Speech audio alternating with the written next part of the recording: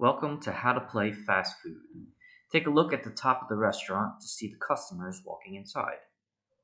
Look at the customer on the left to see that you can use your finger to click on it and see their order. To build their order, you can click on the food items in the middle of the screen. Once a food order is built, you can click and drag the food over to the customer.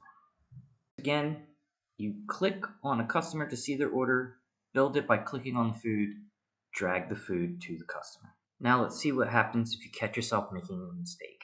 You can see the customer wants a hamburger, but the hamburger also has lettuce. You can click the Reset Tray button to start over.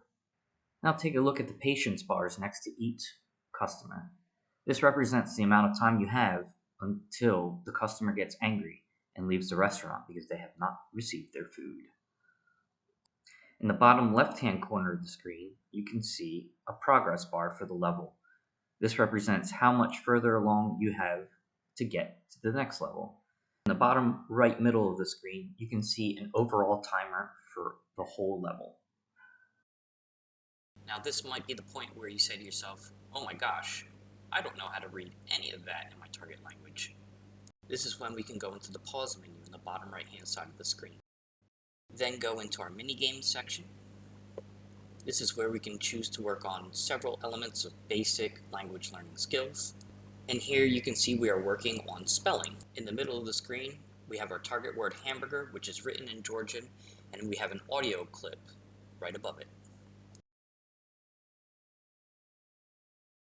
And then right below that, we have our individual character buttons.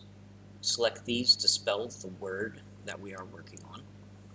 And once the word is finished, we would go and click the Submit button.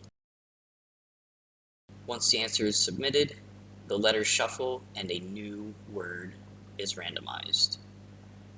We use the current level section with the plus and minus buttons to control how many words we are working on at one time. One last thing to take note of is toggling the text and audio prompt modes.